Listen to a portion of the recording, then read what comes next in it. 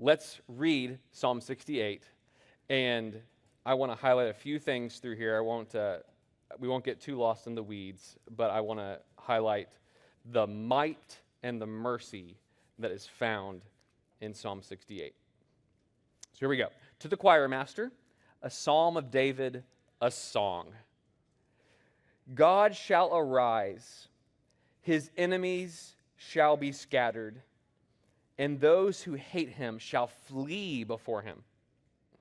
As smoke is driven away, so you shall drive them away. As wax melts before fire, so the wicked shall perish before God. Don't you love that imagery? As wax melts before fire. So our God is so powerful. It's like just the drippings of wax when his presence comes, that his enemies they evaporate. They fall to pieces. But the righteous shall be glad. They shall exult before God. They shall be jubilant with joy. Sing to God. Sing praises to his name. Lift up a song to him who rides through the deserts. Okay, so that's also a great image. Our God rides through the deserts. He's in control. He is, if you think of a fast and furious car on a street, he's doing that, but through this open landscape that's just kicking up this dust and this power and this might.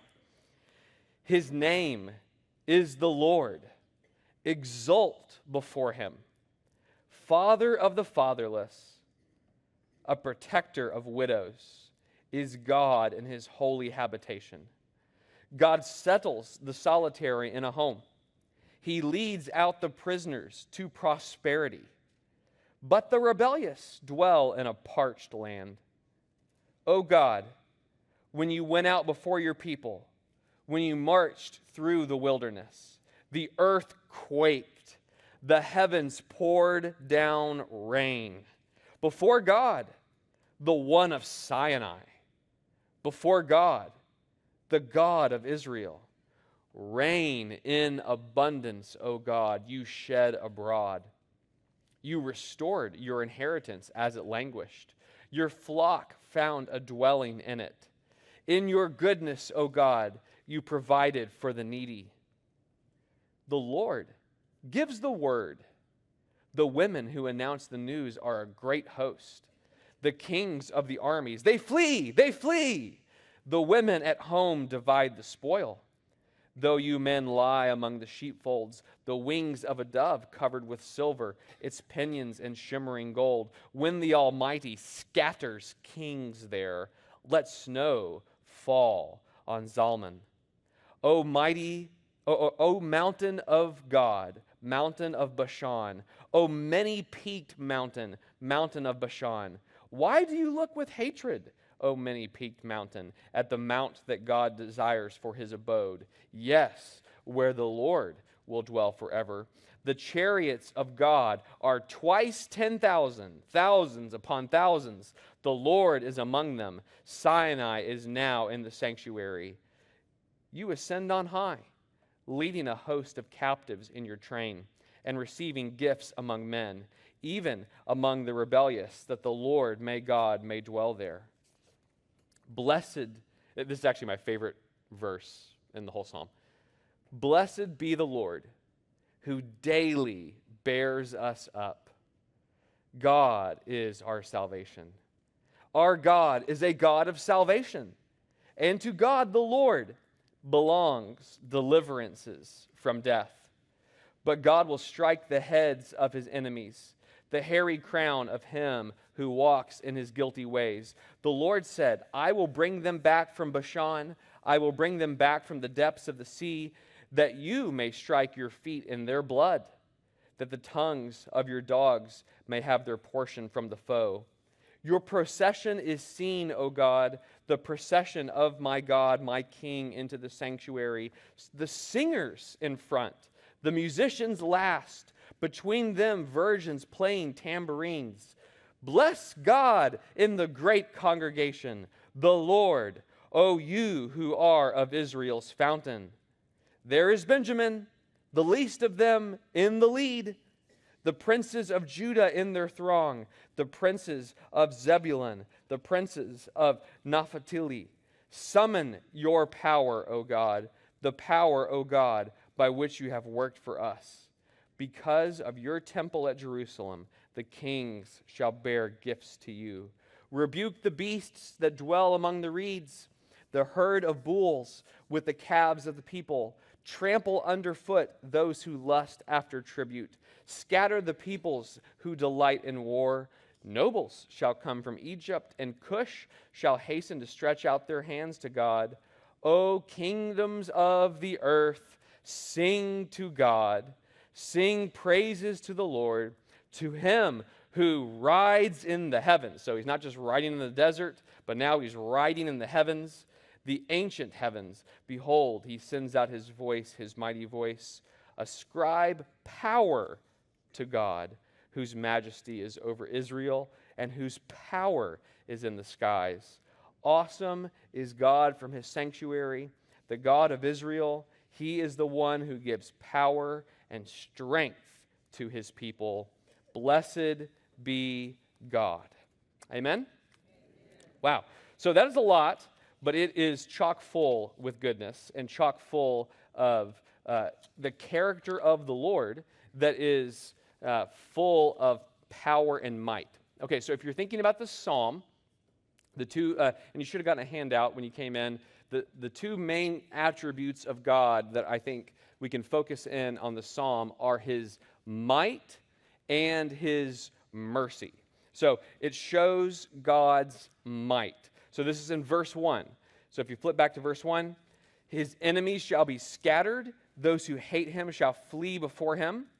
Verse 5, he's the protector of the widows. Okay, so that's a big deal. He's protecting his people. In verse 8, the earth quakes when God's presence comes. In verse 10, it says, "O God, you provided for the needy." So there's this beautiful tension. And if you've been reading in the devotional book that we recommended long ago at the beginning of the year, "In the Lord I Take Refuge," this is where he highlights this and where I'm getting this from. There is this power that God has, but this power is not just raw, ugly, cruel, and brutal. Rather, it's power that is mingled with mercy and steadfast love. So if God was just powerful, that would not be very good for us. If God was just merciful, that also would not be good for us because he couldn't save us. He couldn't do anything with his mercy. But because God is powerful and merciful, we are able to have salvation. And because God is merciful and powerful, he's actually able to do what he says. And so when it says here, just for one example, look at verse 19. "Blessed be the Lord, who daily bears us up.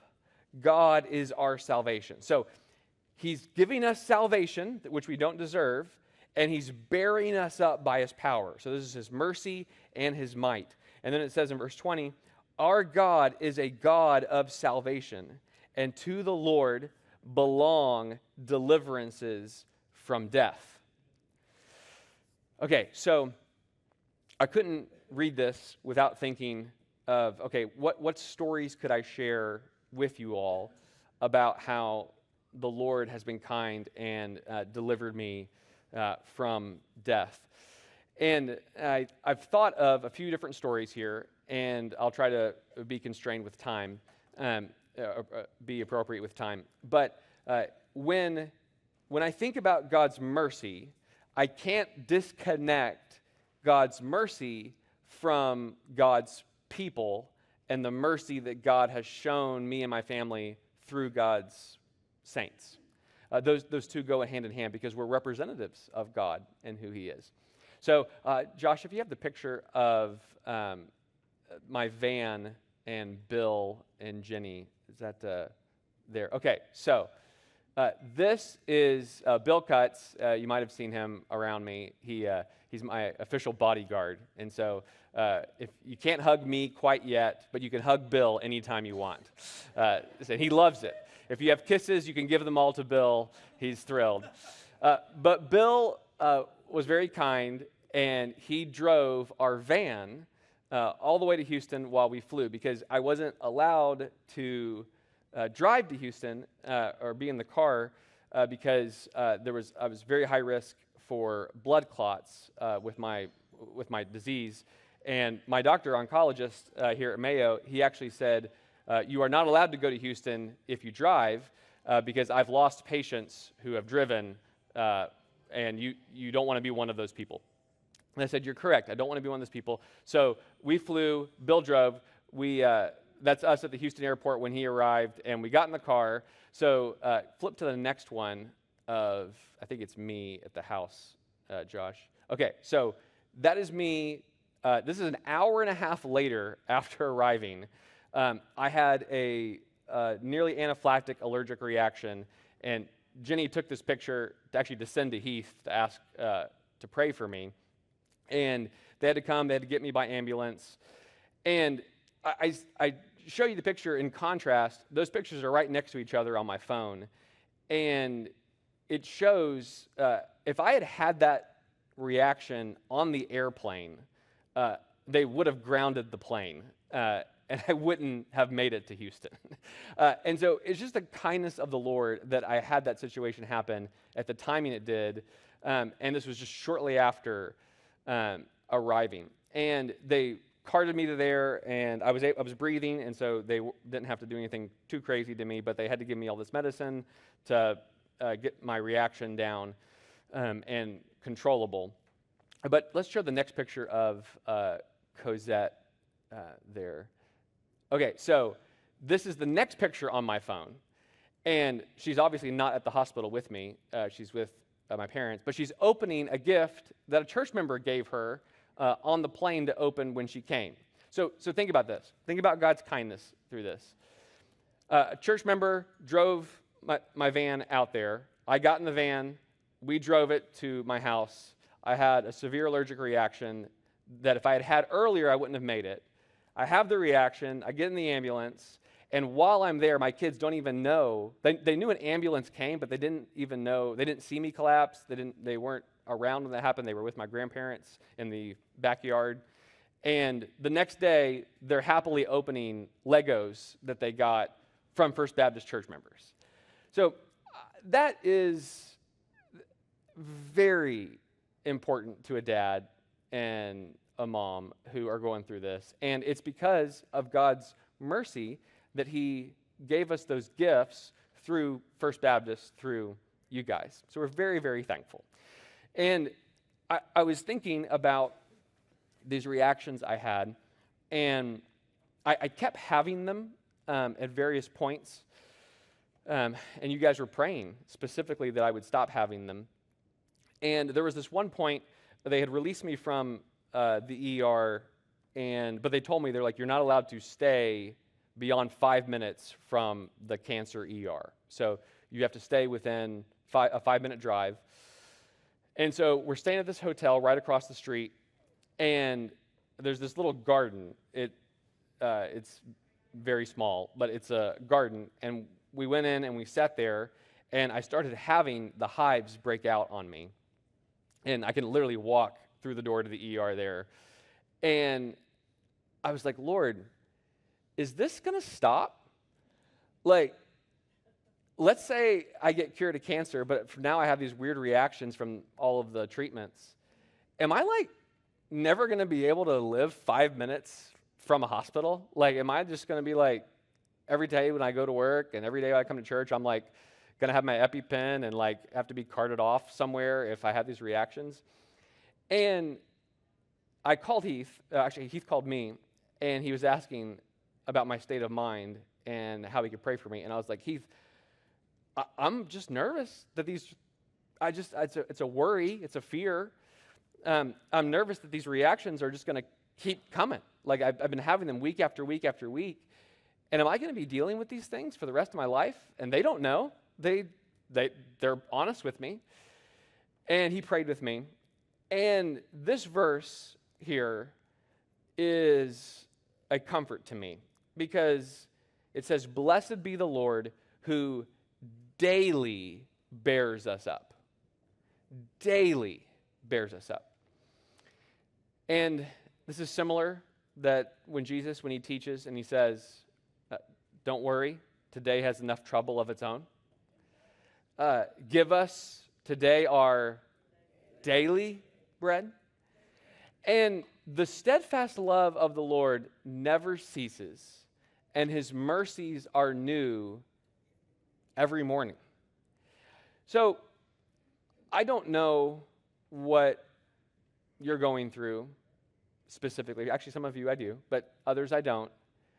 But I know that the power God has and the mercy God has is enough for your today. Your today will not overwhelm the Lord. Your today is very easy for the Lord to bear you up with his power and give you strength through whatever trial or temptation you're facing. And I will also tell you, so those pictures were in April. So now it is almost Thanksgiving. We're in late November. Since July, I've not had any allergic reactions. And I'm very thankful, very thankful. And that's honestly the Lord answering your prayers. And it's the Lord's kindness to me. And it doesn't always work that way, but I'm very thankful. I still carry around my EpiPen just in case, because that's a wise thing to do. But I'm very thankful that I've not had to use it, and very thankful that I've not had those issues.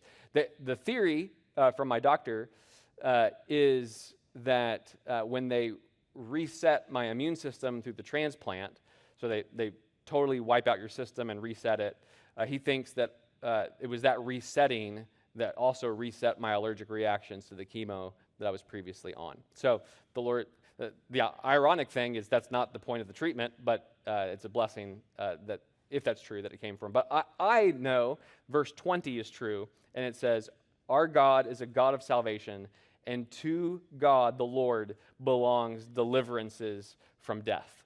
So no matter what the Lord chooses to use, he deserves all the credit for deliverances from death.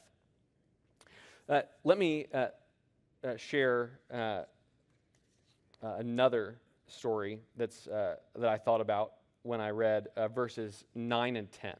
Okay, so 9 and 10,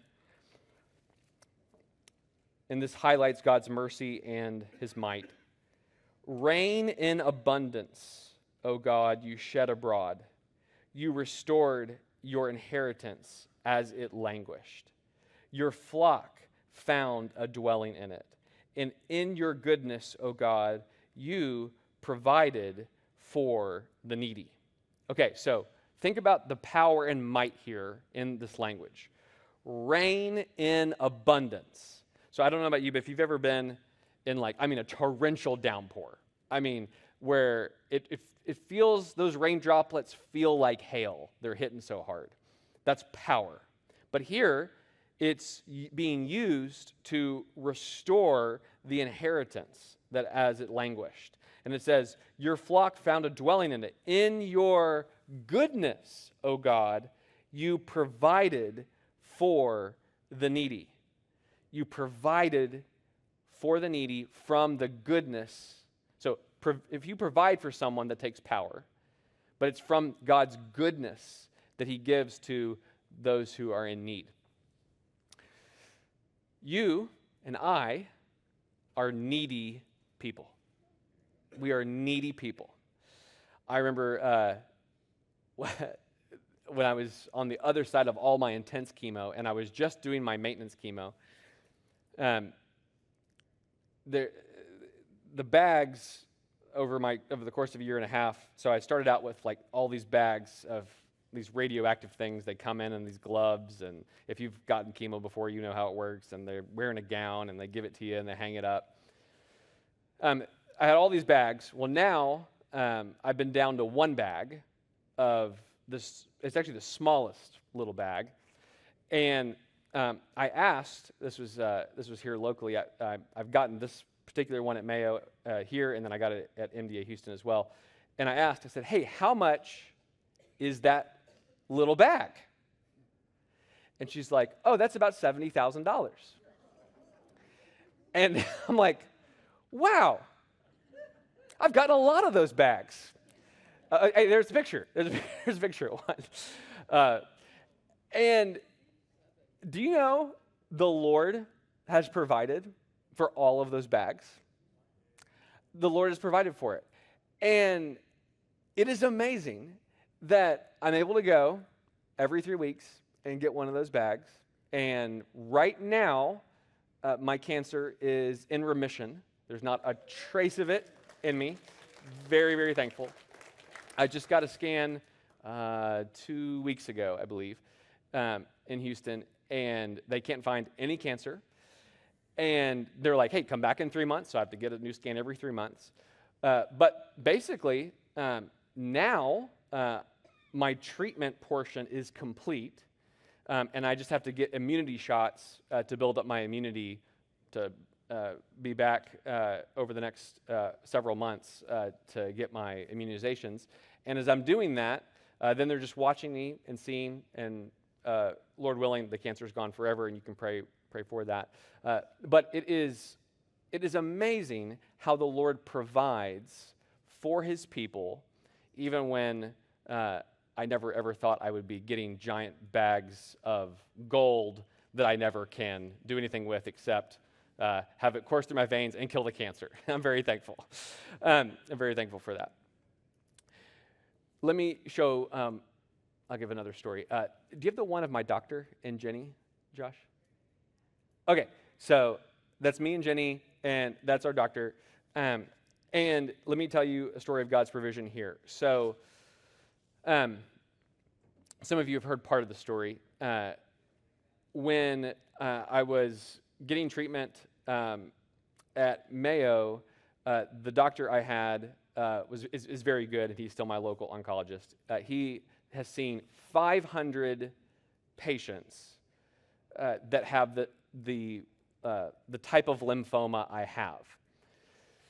But my lymphoma progressed and got more aggressive, and my local doctor had not seen as many as had my specific kind.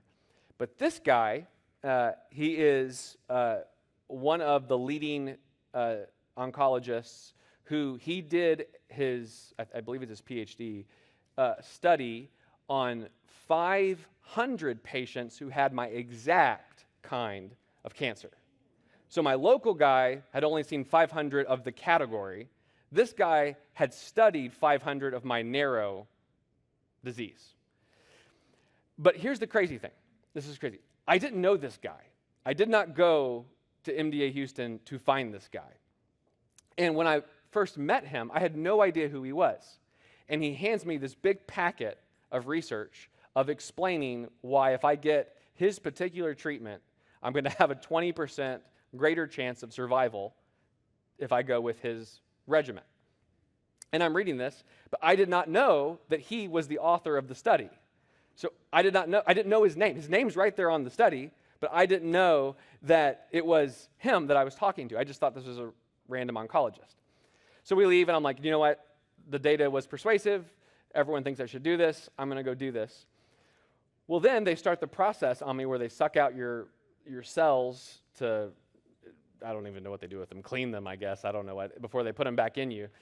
And they are doing this, and I'm talking to one of the head ladies, and she's like, oh, you're Dr. Nieto's patient. And I was like, yes, I am. And she's like, man, he's like the best guy here. And I was like, oh, yeah, I think he's really great. And she's like, yeah, I'm really glad you picked him. And I was like, oh, I didn't pick him. And she's like, you didn't come here for him? And I was like, no. And she goes, did you get randomly assigned to Dr. Nieto?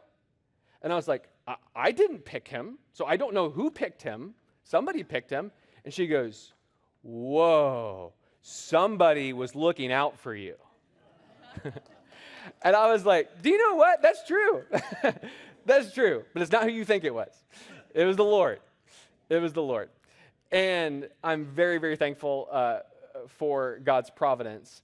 And it is true that God has all of his might and all of his mercy, and he's providing for you so that you might trust him more. And another feature of this psalm, which I don't want to leave without talking about, is that your heart might sing. That your heart might sing. So, singing is all over this song. So, verse 4, sing to God, sing praises to his name. Look at verse 25. The singers in the front, the musicians last, between them virgins playing tambourines. Look at verse 32. Sing to God, sing praises to God, to the Lord. Truth, God's truth, is not meant to just be processed in your mind. It is meant to well up within your heart and soul, and that manifestation is praise to God. If you think of God's word as just simply you're checking off the box of I understand it, yes, God is powerful, check. God is merciful, check. Then you have not properly understood God's power and his mercy. We properly understand God's power and his mercy when we see it, we believe it, and our hearts are filled with gratitude, and that comes out in singing and in praise. This is why singing is so important on Sundays and throughout the week, because it is an expression of our whole being trusting the Lord and knowing that he really is who he says he is. And ultimately, you know this, for the Christian, God's power and his might is displayed most supremely in the good news of Jesus and his death on the cross. All of his mercy and all of his power is pictured in how Jesus dies for you, forgives you, and then rises from the dead in full power so that you and I can have salvation and can have life forever. That's the ultimate display of God's might and power. So, this Thanksgiving, those are just a couple of stories. You have your own stories. You have your own needs. God will provide for you. He will be merciful to you. And don't let those truths just sit in your head. Let them be like hot lava in your heart that has to explode and come out and sing praises to the Lord. So let's pray and ask God for that good miracle that we need in our hearts today.